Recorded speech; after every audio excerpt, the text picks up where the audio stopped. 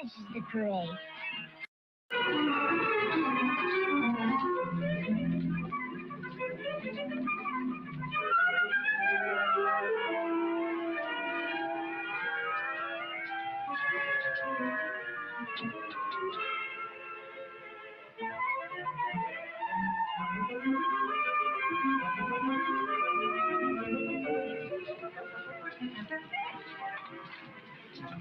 Sorry to interrupt your work, but you're making a serious mistake. Huh? With reindeer, I mean. You're putting Prancer where Dasher should be. And Blitzen should always be on my right-hand side. He should, huh? Yes, and another thing. Donna's antlers have 4 points instead of 3. But I don't suppose anyone would notice that except me. No, I don't suppose so. Say, who are you? My name is Kringle. Chris Kringle. Well, glad I could be of help. Goodbye.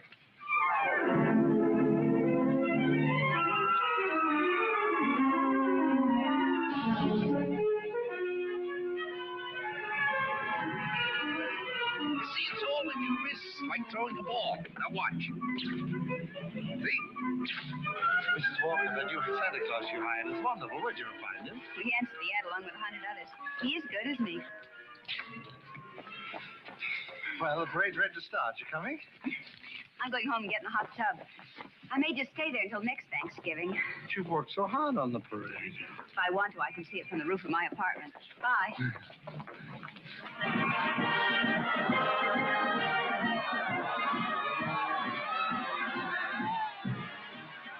Look at that big baseball player.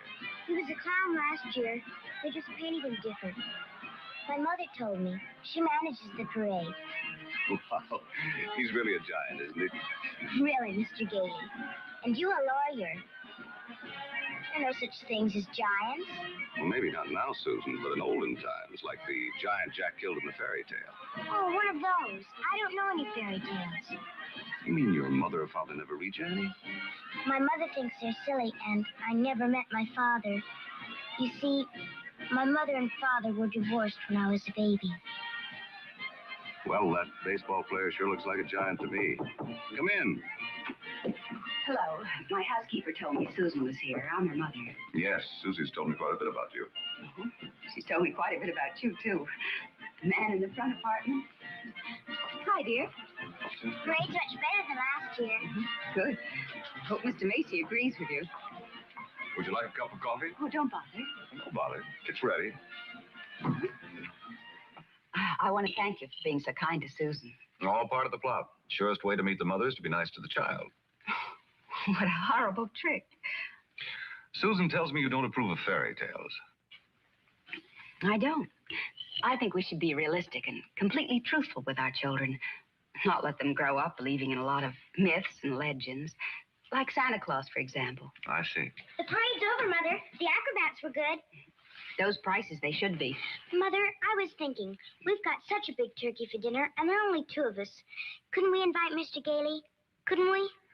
Oh, dear. Oh, please don't bother. I'll just get a sandwich or something. It's an awful big turkey. Oh, it's not that, dear, but I'm sure Mr. Gailey has other plans. No, he hasn't. Have you? Well, as a matter of fact, to be truthful and completely realistic with the child, I must say I haven't. Please, Mother, please. Didn't I ask her all right, Mr. Gailey? Well, that all depends. Dinner's at 3 o'clock. Susan, you asked just right.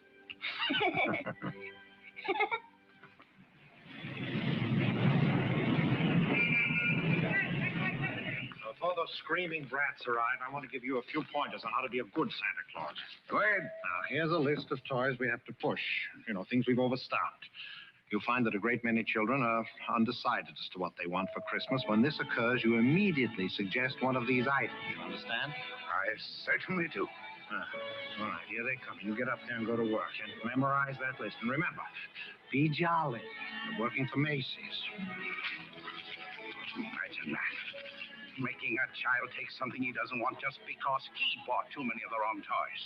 That's what I've been fighting against for years. And what's that, Pop? Trying to commercialize Christmas. And a Merry Christmas to you. Now then, what's your name, little boy? Peter.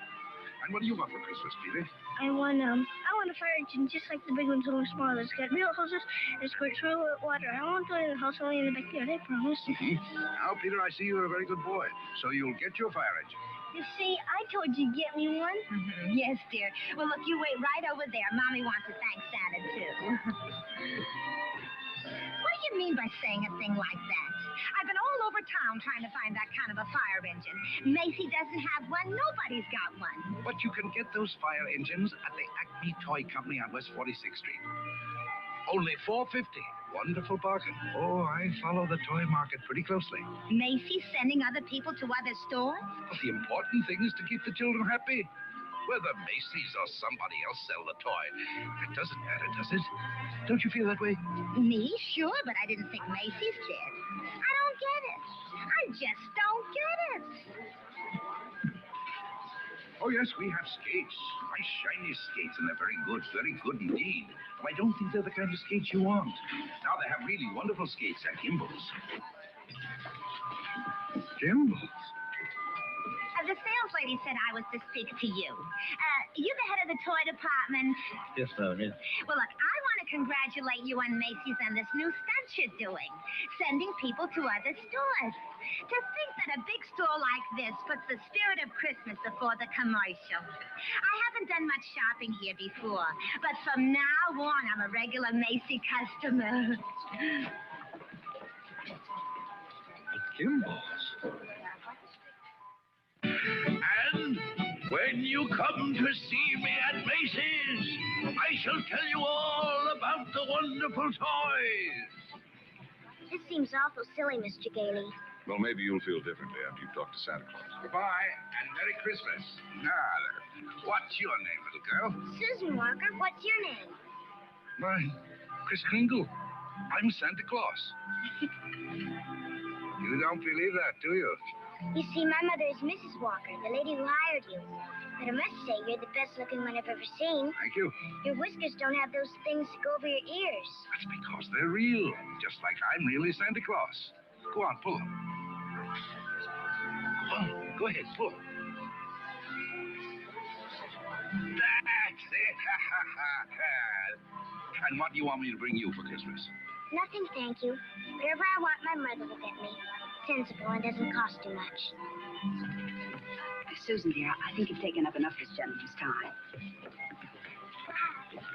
Your maid had to go home. Her mother sprained her ankle. She asked me to bring Susan down here for you. Yes, she phoned. I thought as long as we were here, we might as well talk to Santa Claus. He's a nice old man, Mother. And his whiskers are real, too. Yes, dear. A lot of old men have real whiskers like that. Susan, if you'd like to go over and look at the dolls, I'll be with you in just a minute. I want to talk to Mr. Gailey. I didn't think there was any harm in saying hello to the old gent. I'm sorry. Oh, I think there is harm. I tell her Santa Claus is a myth, and you bring her down here to meet a very convincing old gentleman with real whiskers. What's wrong with that? By filling her full of fairy tales, she'll grow up to believe life is a fantasy instead of a reality. She'll keep waiting for Prince Charming to come along, and when he does, he'll be a... We were talking about Susie, not you. Whether you agree with me or not, I'll have to ask you to respect my wishes.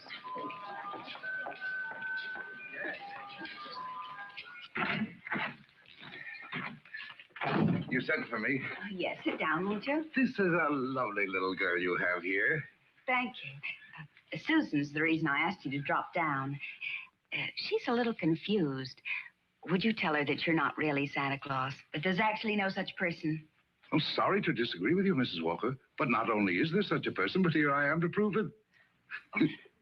Oh, no, you don't understand. I want you to tell her the truth. What is your name? Kris Kringle. I'll bet you're in the first grade. Second. No, I mean your real name. It is my real name. Second grade. Good gracious. It's a progressive school. Oh, progressive school. Well, where did you get such a lovely outfit? Macy's. We get 10% off. Susan, would you go in and talk to Mrs. Adams for a minute? All right. Goodbye, young lady. Hope I see you again soon. I hope so, too. Bye. Kris Kringle. Address, Brooks Memorial Home for the Aged. If you care to call them and ask for Dr. Pierce, he'll be happy to confirm it. age as old as my tongue and a little bit older than my teeth. Now, really. Well, that's the truth.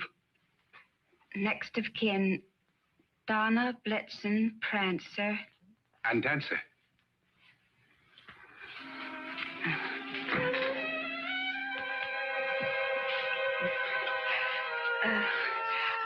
I'm sorry, Mr. Gringo. Yes, well, I'm afraid we're going to have to make a change. You see, the Santa Claus we had last year is back in town, and, well, I feel I owe it to him to, Have I done something wrong? No. Excuse me. Yes? Mr. Macy wants to see you immediately, Mrs. Walker. Oh, yes, right away. You'll have to excuse me. Miss Adams will give you your voucher on the way out, and you'll receive a full week's salary.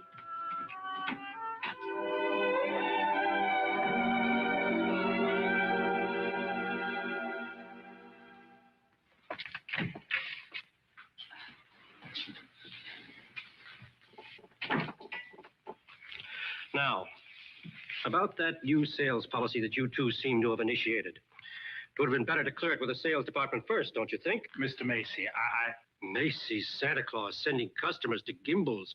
Preposterous. What? Yet, we cannot quarrel with success. Telephone calls, telegrams, over 500 parents expressing their undying gratitude to Macy's. So as a result, I've decided to make this the new sales policy for the entire store. If we haven't got what a customer wants, we'll send him where he can get it. This way, Macy's will be known as the store with a heart. The store that puts public service ahead of profits. And consequently, of course, we'll make more profits. Well, I just want to express our appreciation and to tell you that in your Christmas envelopes, there'll be a more practical expression of our gratitude. Thank you, Mr. Macy. That'll be all. Thank you. Oh, and tell that wonderful Santa Claus of yours that I haven't forgotten him either. No, never mind. I'll tell him myself. In the morning.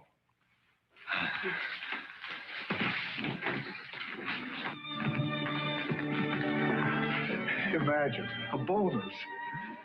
I fired him. Who? Santa Claus? No. He's crazy. He thinks he is Santa Claus. Well, I don't care if he thinks he's the Easter Bunny. You better get him back. Well, it's too great a risk. He might have a fit or something. I tell you, the man's insane. Maybe just a little bit insane. Mr. Sawyer. What? We'll get Sawyer to examine him. He's a psychologist. That's what he's being paid for, to examine the employees. Can't get him back. He's already gone. Well, then you better scoot after him and get him, because if you don't, we're going to have a very unmerry Christmas. Oh, Mr. Kringle!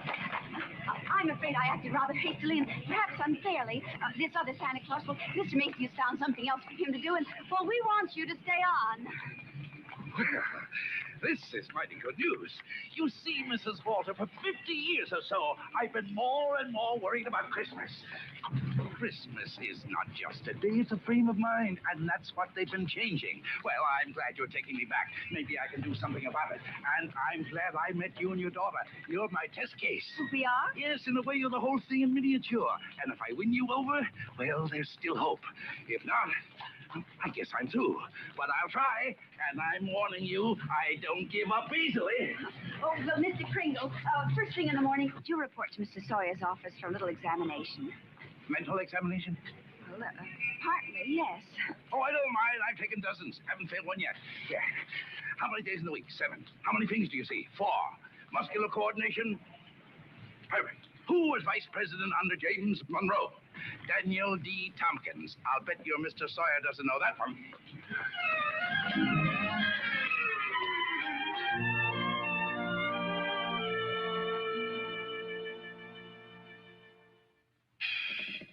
How much is 3 times 5? You asked me that before. I'm conducting this examination. How much is 3 times 5? Same as it was before. 15. You're rather nervous, aren't you, Mr. Sawyer? Do you get enough sleep? My personal habits are of no concern to you.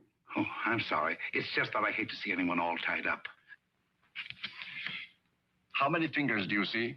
3. You bite your nails, too? I want you to stand up straight with your arms extended.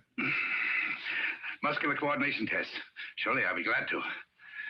You know, very often nervous habits like yours is caused by insecurity. Are you happy at home, Mr. Sawyer? That will be all, Mr. Kringle. The examination's over. You may go. And it may interest you to know that I've been a happily married man for 26 years. Oh, I'm delighted to hear it. Bye.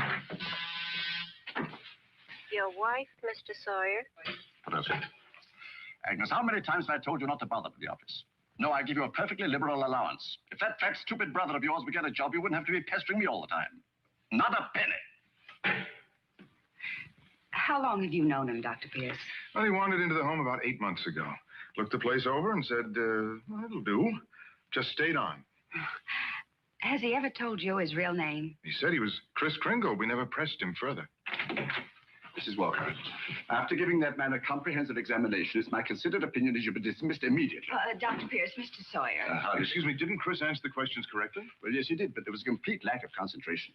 There's no doubt about it. He should be placed in a mental institution. Wait a minute. People are institutionalized to prevent them from hurting themselves or other people. His is a delusion for good. He only wants to be friendly, helpful. Mrs. Walker, naturally, I cannot discharge this man. So when he begins to exhibit his latent maniacal tendencies, which I assure you he will, the responsibility will be entirely yours. Dr. Pierce, if there's the slightest possibility of trouble, Now, what trouble could Kris possibly get into? No? Well, coming to work, for instance, a policeman might ask him his name. Now, you know that would get him into a fight. Well, that could be avoided easily enough. Find someone here in the store to rent him a room. Then they could go to and from work together. Oh, yes, that would solve everything. That's a wonderful idea. Yes, isn't it? Your son's away at school. What about his room? Well, I'll talk to Mrs. Shellhammer as soon as I get home. In the meantime, you take Kris home to dinner. Oh, no, I couldn't. Oh, really, Mrs. Walker? If I can supply the room, the least you can do is furnish a free meal.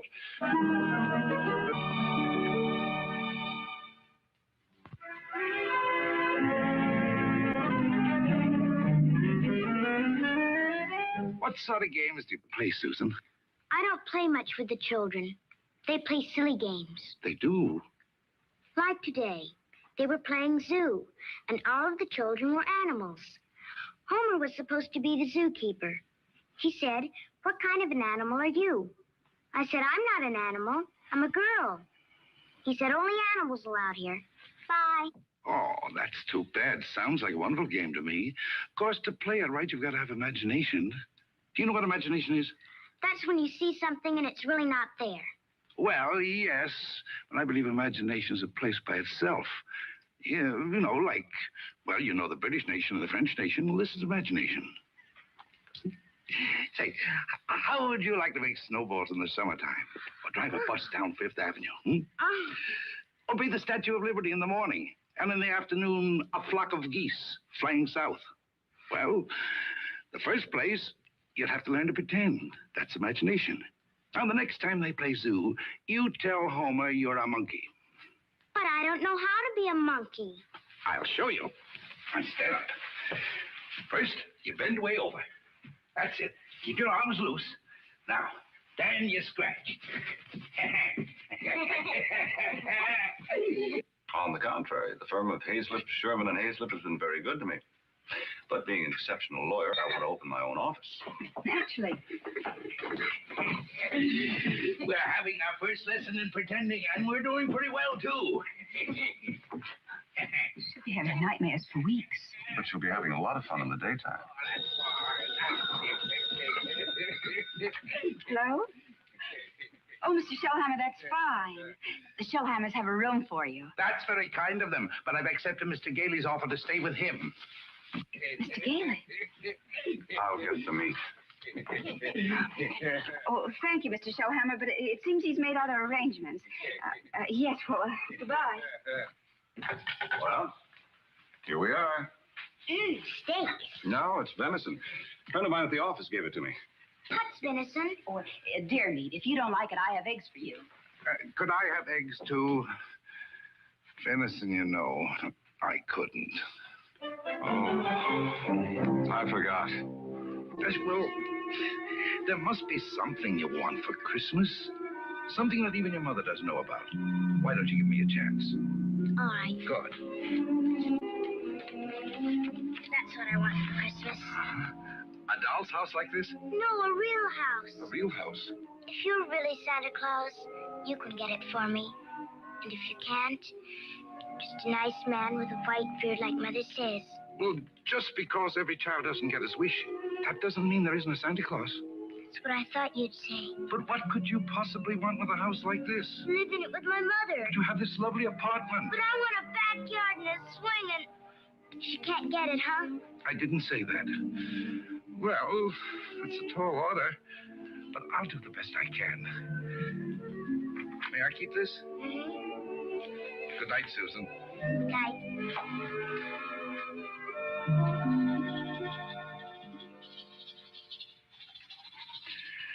Do you like living in the city?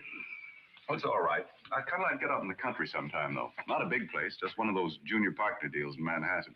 I know the kind you mean. One of those colonial houses. Or a Cape Cod. I've been thinking about Mrs. Walker. You know, like a lot of divorced women, she's determined that no one will ever hurt her again.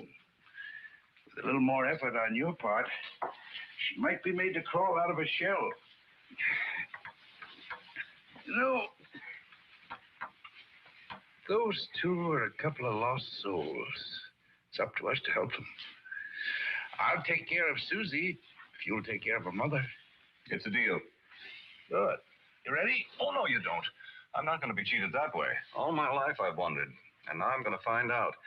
I'm going to learn the answer to the question that's troubled the world for centuries. Does Santa Claus sleep with his whiskers inside or out? Always sleep with them out. Cold air makes them grow.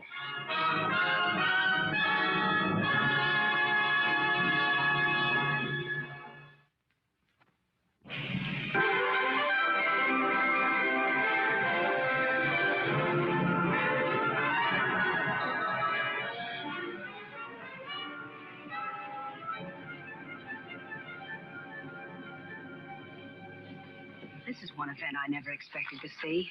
Two can play at this game, Mr. Macy. If Gimbel's haven't got what the customer wants, we'll send him over to Macy's. It'll be a pleasure, Mr. Gimble. There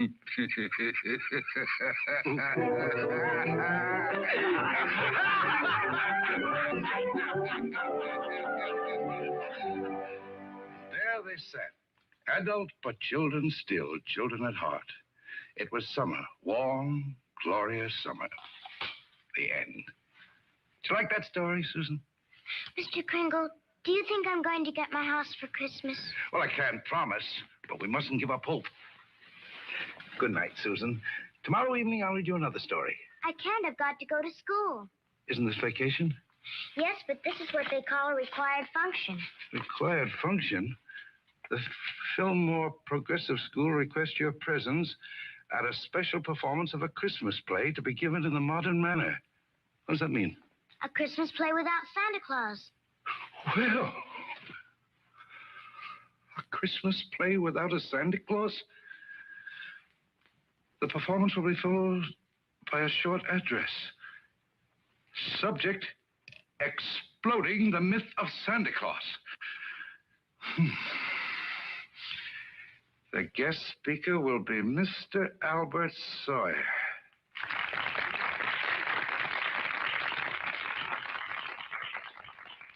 I'm very happy you enjoyed our little play. And now it gives me great pleasure to introduce our old friend, Mr. Albert Sawyer.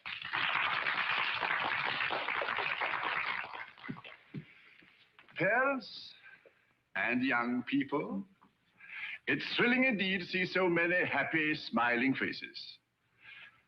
I know you're all looking forward to a joyous Christmas. But as those of you in this intelligent group know, this is going to be a Christmas without Santa Claus. Such a person as Santa Claus, St. Nicholas, or Kris Kringle does not exist. Never has existed and never will exist. This silly old man in his red suit represents the wishful dreaming of all people. He's the all-giver, the generous father. Mature adults who keep this myth alive are clinging to childish fantasies and show themselves afraid to face realities. People who play Santa have a strong feeling of guilt. I see nothing to laugh at. Far from being amusing, this minute. Far from being amusing. Far from being amusing, this myth is actually harmful. Only stupid old men prancing around in white whiskers keep this ridiculous myth alive. Now he's gone too far.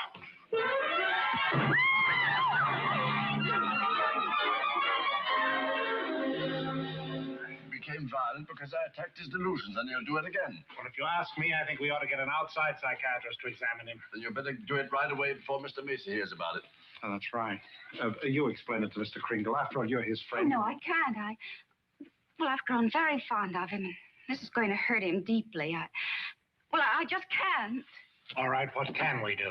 I think I have it. You tell Kringle Mrs. Walker wants him to leave at once in order to have some publicity pictures taken with the mayor.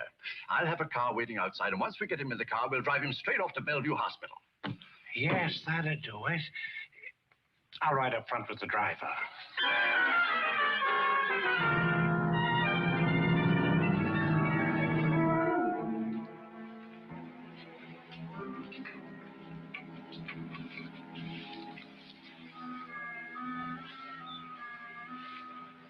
Hello, Chris. Hello, Fred.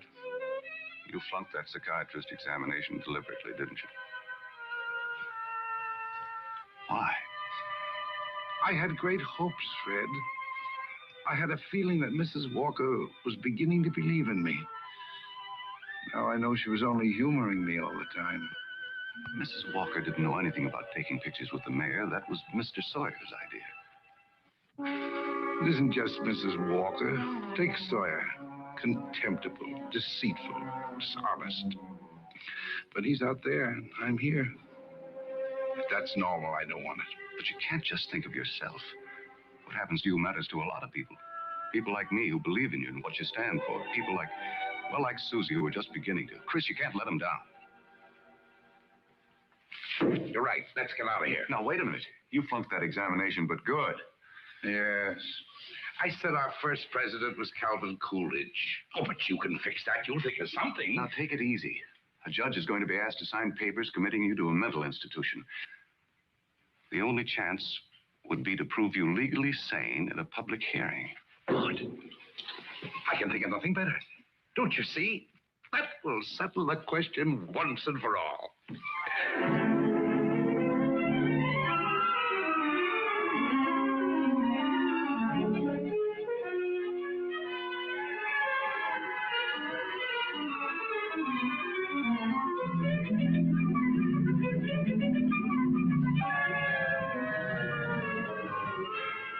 Do you solemnly swear the evidence you are about to give at this hearing is the truth, the whole truth, and nothing but the truth? I do. Good morning, Your Honor. Good morning. You may proceed, Mr. District Attorney. My name's Thomas Mara. What's yours? Chris Kringle. Oh. Where do you live? That's what this hearing will decide. It's a very sound answer, Mr. Kringle. Thank you, Your Honor. Tell me, do you really believe that you're Santa Claus? Of course. The state rests, Your Honor. In view of this statement, do you still wish to put in a defense, young man? I do, Your Honor. I'm fully aware of my client's opinions. In fact, that is the entire case against him. But Mr. Kringle is not sane because he believes himself to be Santa Claus. An entirely logical assumption, I'm afraid. Not necessarily, Your Honor. You believe yourself to be Judge Harper, yet no one questions your sanity because you are Judge Harper. Mr. Kringle is the subject of this hearing, not me. Exactly. So I intend to prove that Mr. Kringle is Santa Claus.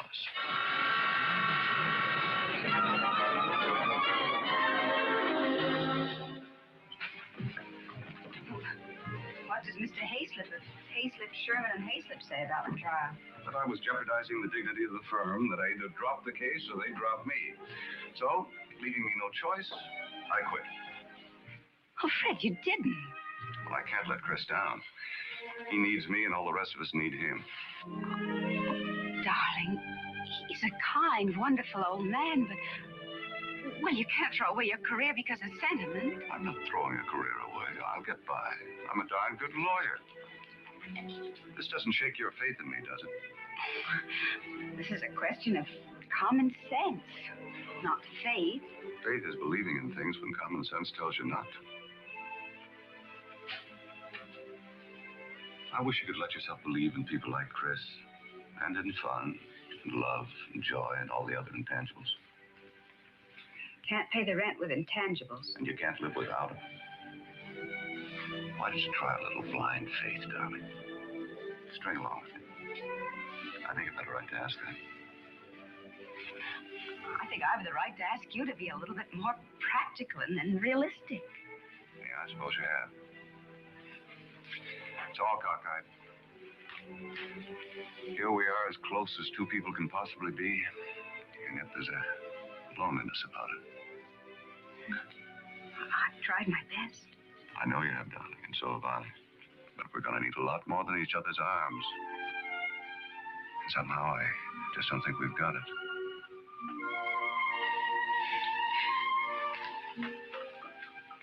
Funny. With all my common sense, I was just beginning to think this time it might work out. So was I, but... Can I help you trim the tree? Thanks, I can do it. Well, good night. Good night.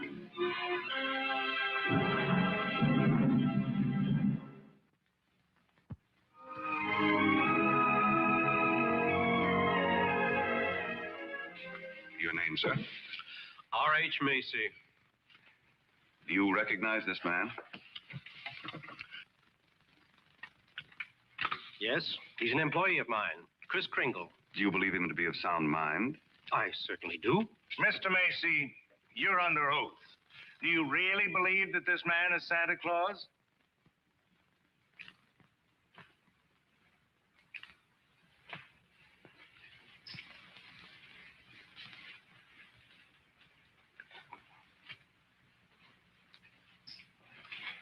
Do you? I do. That is all.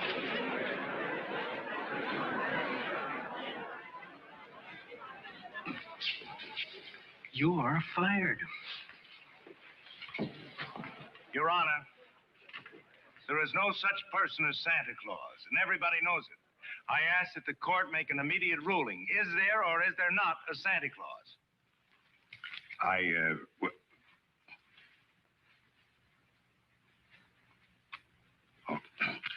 This court will take a short recess to consider the matter. I don't care about the law. I'm talking about politics. You go back in there and rule that there's no Santa Claus, we won't be even able to put you in the primaries. Charlie. I'm a responsible judge. How can I seriously rule that there is a Santa Claus? All right, go back in there and rule there isn't.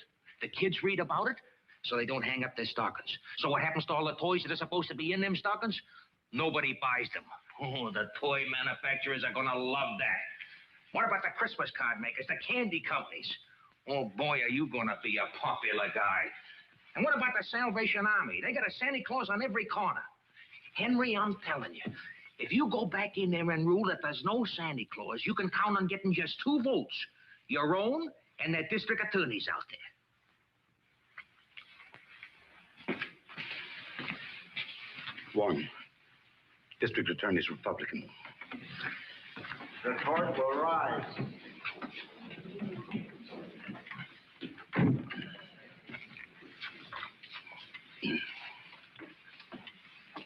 This court has just consulted the highest authority available. The traditions of American justice demand a broad and unprejudiced view of such a controversial matter. And therefore, this court is determined to keep an open mind and hear the evidence from either side. But can my opponent produce any evidence in support of this contention? Your Honor, I can. Will Thomas Mara take the stand? Who, me? Thomas Mara, Jr. Thomas Mara. Hi, Daddy.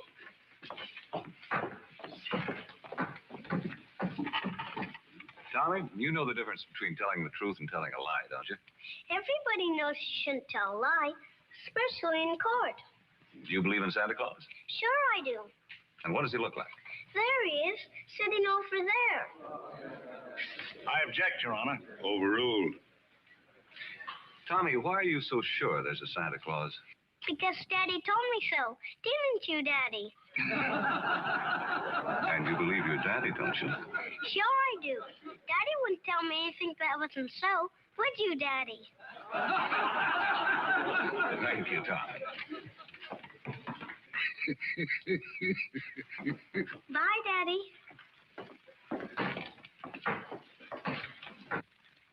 The state of New York is willing to concede the existence of a Santa Claus. But I ask that Mr. Gailey produce authoritative evidence that Mr. Kringle is the one and only Santa Claus. Your point is well taken, Mr. Mara.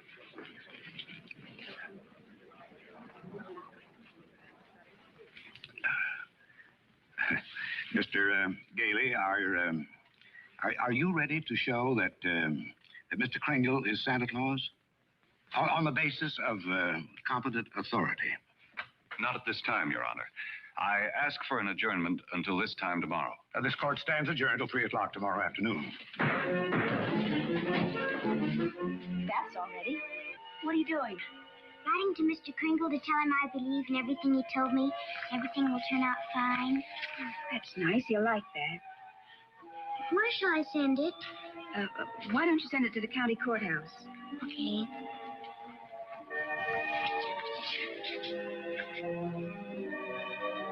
What did you write, Mother?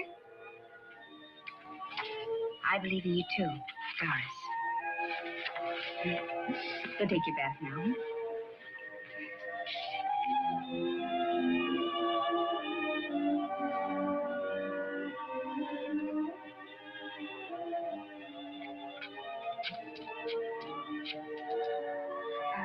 Could you give me the number of the main post office, please?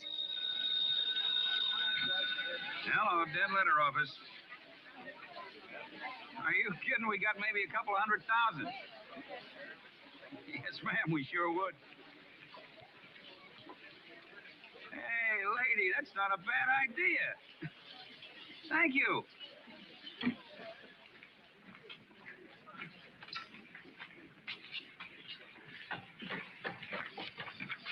Chris, I've got bad news for you. I've tried every way to get some competent authority. I wired the mayor, the governor, everybody. Susan. And means more to me than all the mayors and governors in the world.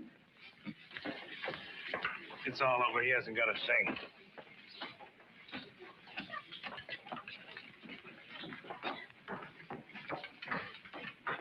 Your Honor, the defense has yet to produce one bit of authoritative proof that this man is really Santa Claus.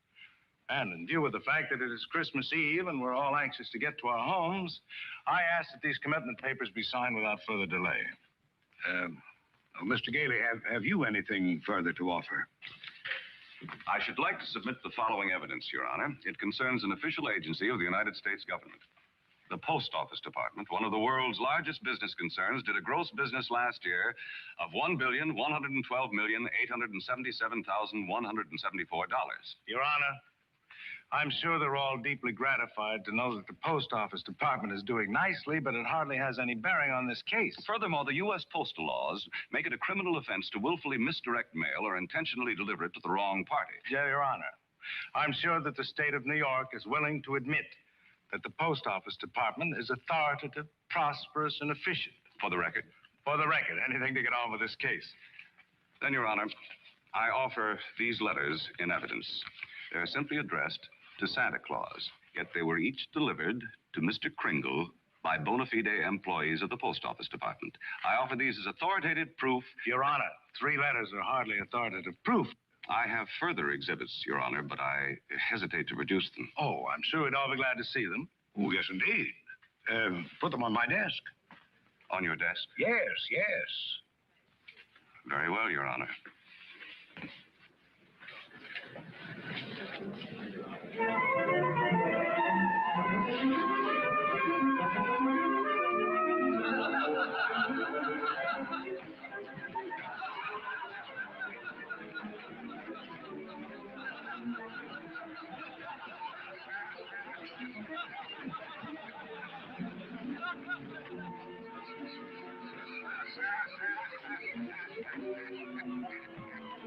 Your Honor, every one of these letters is addressed to Santa Claus, and the post office has delivered them to my client.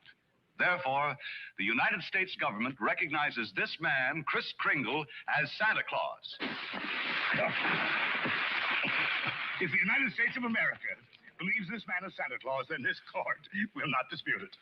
Case dismissed. Thank you, Your Honor, and a Merry Christmas to you. And a Merry Christmas to you, Mr. Kringle. Oh, I got your note. It made me very happy. Oh, I'm glad. Chris, won't you come to dinner tonight? I know. I'm working tonight. You see, it's Christmas Eve. Merry Christmas!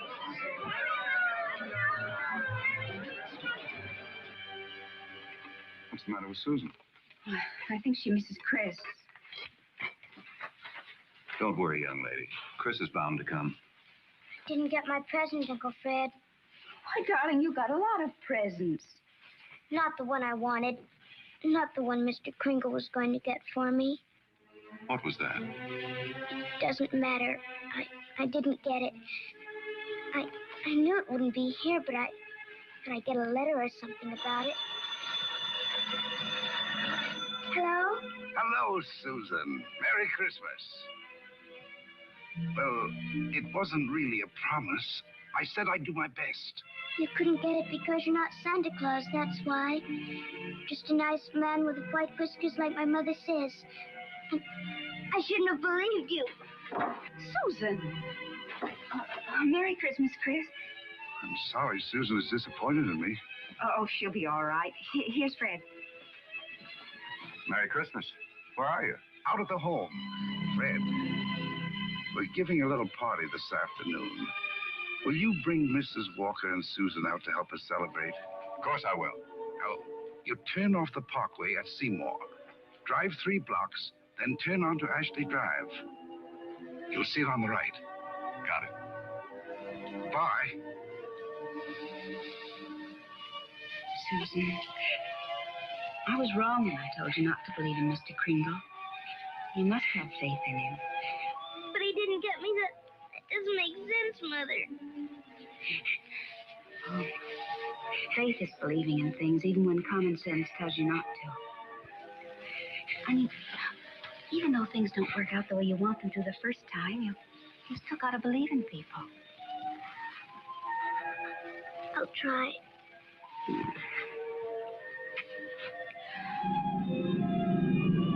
There it is, Ashley Drive. I do believe. I do believe. I do. Stop, Uncle Fred, stop! Susan!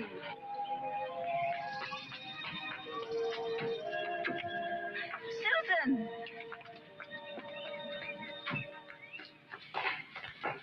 Susan? You shouldn't be running around in other people's houses. But this is my house, Mommy. The one I asked Mr. Kringle Now, for. Susan, darling. It is. I know it is. Oh, you're right, Mommy. If things don't turn out right the first time, you still got to believe. Mr. Kringle is Santa Claus. He is. I'm going to see my swings. You told her that?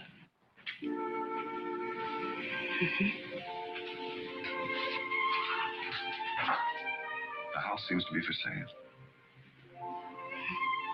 We can't let it down. Oh, Fred. Darling, I always believed in you. It's just my ridiculous common sense. Well, it even makes sense to believe in me, you know. I take a little old man and legally prove that he's Santa Claus. Now, you know.